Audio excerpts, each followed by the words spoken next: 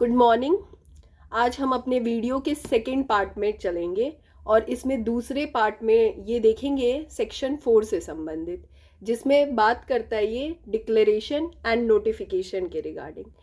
तो अगर हम देखते हैं तो डिक्लेरेशन एंड नोटिफिकेशन का जो प्रोसेस होता है ये सब कुछ सेक्शन 4 में बताया गया है, जिसमें सबसे पहले डिक्लेरेशन होगा 4 क्लॉज 1A में, जहाँ पे स्टेट गवर्नमेंट को अगर लगता है कि किसी भी डिस्ट्रिक्ट को और किसी भी पार्ट ऑफ डिस्ट्रिक्ट को कंसोलिडेशन ऑपरेशन के तहत लाना है तो वो पहले एक डिक्लेरेशन जारी करती है उसके रिगार्डिंग, और फिर उसके बाद डिक्लेरेशन के इफ़ेक्ट क्या होंगे, उस डिक्लेरेशन से क्या प्रभाव पड़ेगा, उन सारी चीज़ों को हम पॉइंट वाइज डिस्कस करेंगे।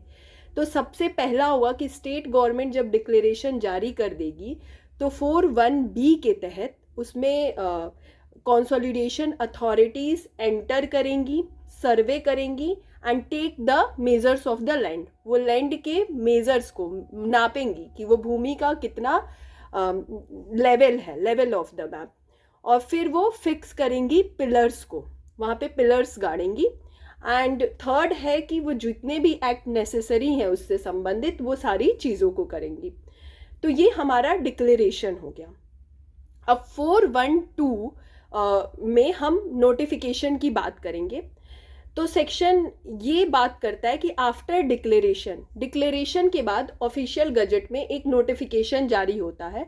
नोटिफिकेशन जैसे ही जारी होगा तो ये मान लिया जाएगा कि उस पर्टिकुलर एरिया में कंसोलिडेशन का ऑपरेशन जो है शुरू हो गया है, चकबंदी का जो कार्य है वो शुरू हो गया है उस पर्टिकुलर एरिया में।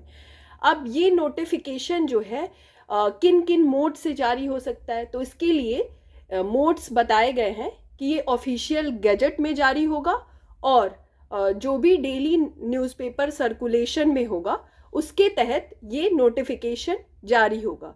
इसमें अलग अलग केस में सुप्रीम कोर्ट ने ये बोला है, जैसे कि DDC वर्सेस जौनपुर का जो केस है, इसमें कोर्ट ने ये हेल्ड किया है effect of the notification means the starting of consolidation operation.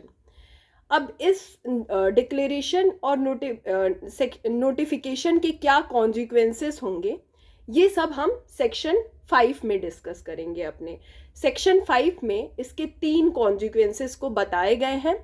तो पहला ये कॉन्सिक्वेंसेस है कि जो कंसोलिडेशन अथॉरिटीज़ हैं उनको पावर दे दिया गया है कि वो रिकॉर्ड्स ऑफ द राइट्स को मेंटेन करेंगे, फील्ड बुक को मेंटेन करेंगे, विलेज को मेंटेन करेंगे, मतलब उसका एक डाटा तैयार करेंगे। ये जिम्मेदारी कंसोलिडेशन अथॉरिटीज़ को दी गई है। और दूसरा जो इसका इफ़ेक्ट है वो ये है कि उस पर्टिकुलर एरिया में जहाँ कंसोलिडेशन का ऑपरेशन लागू होगा वहाँ पे कोई भी नॉन एग्रीकल्चरल पर्पस के लिए उस लैंड का इस्तेमाल नहीं किया जाएगा। और थर्ड कि जो जितने भी प्रोसीडिंग्स पेंडिंग है before the court and any authorities, वो सब के सब एबैट मानी जाएंगी, वो एबेटेड हो जाएंगी, उनका समापन हो जाएगा उन सारी प्रोसीडिंग्स का। और इसमें हम एक सेक्शन 49 की भी को लेके भी चल सकते हैं, जिसमें ये कहा गया है कि अगर बार किया गया है जुरिडिक्शन ऑफ सिविल कोर्ट्स का, जहाँ पे कंसोलिडेशन अथॉरिटीज़ को इस एक्ट में पावर दिया गया है कि वही कंसोलिडेशन से रिलेटेड सारी चीज़ों को डील करेंगे, तो कोर्ट के जुरिडिक्शन को यहाँ पे सेक्शन 49 में बार कर दिया गया है। उसको कहा गया है कि नहीं, आप इस सब चीज़ों को नहीं देखेंगे, यहाँ पे पर्टिकुलर अथॉरिटीज़ हैं वहीं इन सारे मैटर्स को डील करेंगी। और सेक्शन 6 जो है हमारा वो बात करता है कि कैंसिलेशन ऑफ प्रोसीडिंग्स। तो इसके ग्राउंड्स बताए गए हैं कि किन किन ग्राउंड्स में, जो कि ग्राउंड्स जो हैं ये रूल 17 में डिस्कस करते हैं कि इन रूल्स के तहत ये ग्राउंड्स बताए गए हैं जहाँ पे कंसोलिडेशन प्रोसीडिंग्स जो है वो कैंसिल हो जाएंगी। वो रूल 17 में है, तो वो हम आगे की वीडियो में देखेंगे। The grounds on which the notification is cancelled is mentioned under Rule 17। वह आधार जिस पे हमारा नोटिफिकेशन कंसोलिडेशन ऑपरेशन का कैंसिल होता है वो रूल 17 में मेंशन किया गया है, जिसमें 4 पॉइंट्स बताए गए हैं। पहला ये है कि जो एरिया है कंसोलिडेशन ऑपरेशन में वो ऐसे नेचर का है that would render the consolidation operation inequitable to the section of peasantry. मतलब कि वो एरिया जो है वो इनइक्विटेबल हो जाएगा, वो डेवलपमेंट वाला जो एरिया है वो इनइक्विटेबल हो जाएगा, रहने के लिए सही नहीं रहेगा उन सेक्शन ऑफ लोगों के लिए जो किसान वर्ग के लोग हैं। तो इसलिए इस आधार पे ये कैंसिल होना चाहिए। दूसरा, जो होल्डिंग्स हैं कंसोलिडेशन ऑपरेशन की वो ऑलरेडी एक बार कंसोलिडेशन हो चुका है उस पर्टिकुलर एरिया में, तो ये भी एक ग्राउंड बनता है।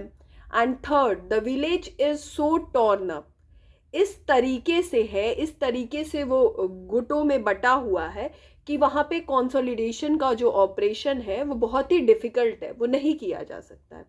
तो ये भी एक आधार बनता है। और तीसरा, जो कोऑपरेटिव सोसाइटी हैं वो ऐसा पा रही हैं कि जो कल्टीवेशन है वहाँ पे वो उस पर्टिकुलर लैंड पे पॉसिबल नहीं है। तो ये 4 आधार हैं जिस पे कैंसिल किया जा सकता है। और सेक्शन 6 का क्लॉज 2 ये बताता है कि ऐसा पर्टिकुलर एरिया जहाँ पे कंसोलिडेशन ऑपरेशन जो है क्लोज हो चुका है तो वो प्रोसीडिंग्स वहाँ पे कंसोलिडेशन की सीज कर जाएंगी। हाउएवर, जो फाइनल ऑर्डर है करेक्शन से संबंधित वो उस चीज़ को इफ़ेक्ट नहीं करेगा।